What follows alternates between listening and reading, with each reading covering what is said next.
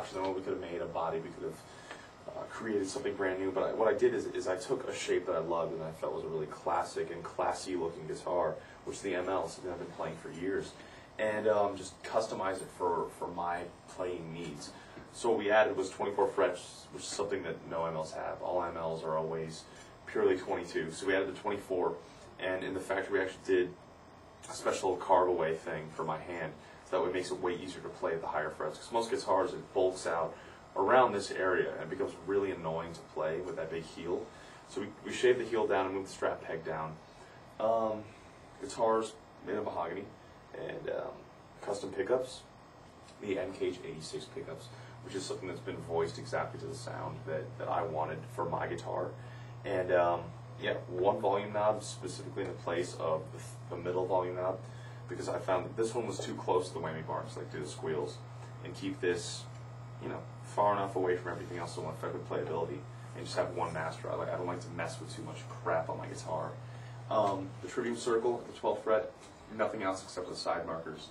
T, the MH signature, which will be the MKH signature. It's just MH on this one because I messed up. And that covers about everything except for the beautiful paint job, the Rising Sun Japanese flag guitar. So, your custom pickups, or your pickups, your signature pickups on that as well. Yeah, the MKH 86 ones. Sound great and looked great. All right, I took the option B of designing my own shape, kind of. I've been playing V's for a long time, and I was playing the Razorback, and I wanted to come up with a V shape that was, something unique to myself. So came up with some other ideas, and then one day it came down to Dean, and me and Josh from Dean sat in Elliot, owner of the company's office, and just had a piece of paper and a pencil, and just started drawing different V shapes, putting different cutouts in different places, and seeing what worked and what didn't.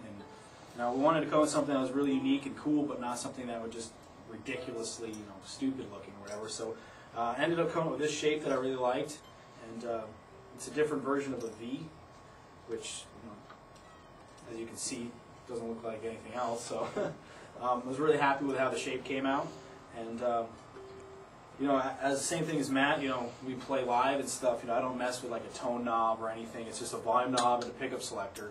So we just kept it simple, so there's not as much crap to deal with. And Floyd Rose, 24 frets, which when I was playing the Razorbacks, they were 22 frets. So I wanted to do the 24 frets. And when we were at the custom shop, when it was put together and it was just wood, shaved the neck down pretty thin. So it's a C neck shape, and it's actually pretty thin compared to some of the other guitars they make.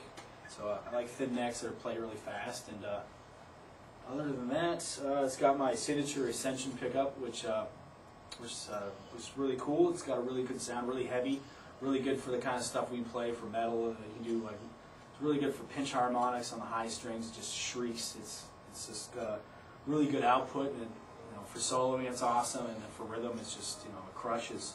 So really happy with how that came out. And actually, that was pretty they're pretty fast at making them.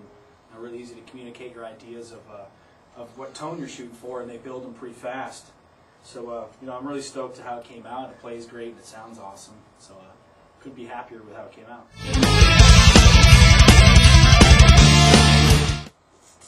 I guess we wouldn't really know the difference whether we were the different company or we were older or whatever, because we've never been with another guitar company.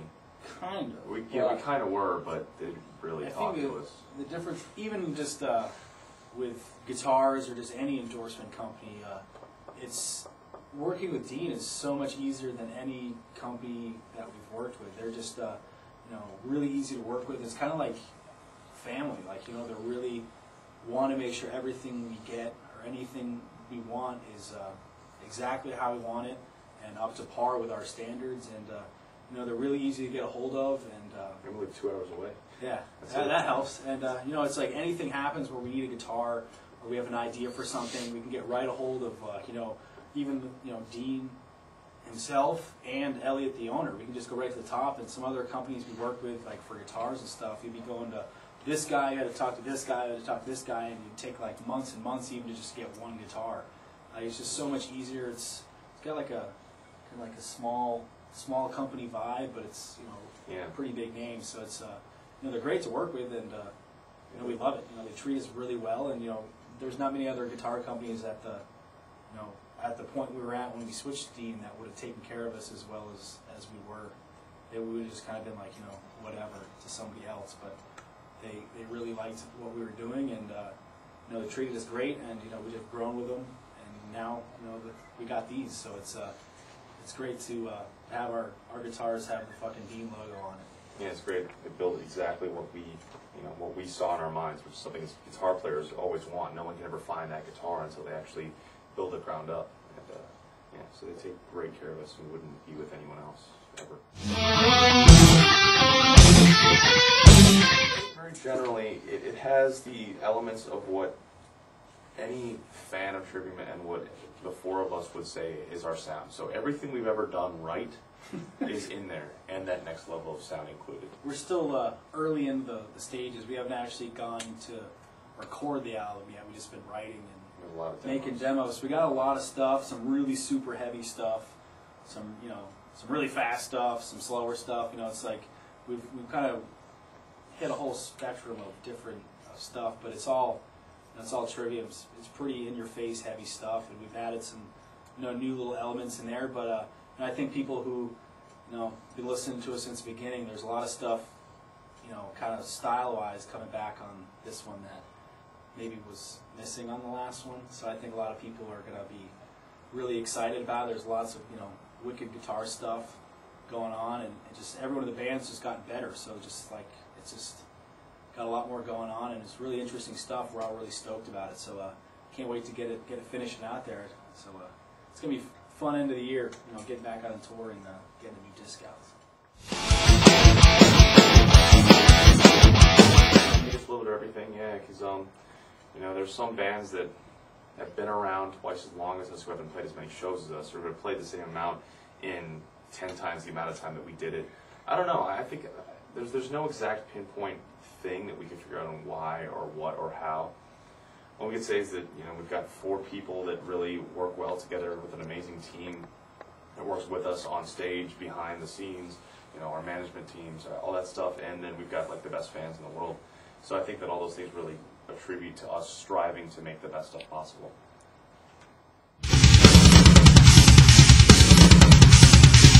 Not yet. We're gonna do the record first.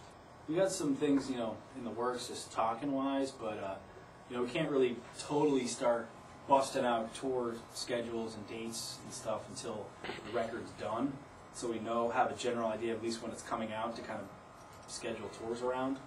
So hopefully everything goes right and there's no problems. Hopefully the record will be out in the fall, hopefully September, October. That's what we're shooting for, but we'll have to wait and see. Hopefully everything goes smooth that it happens. So.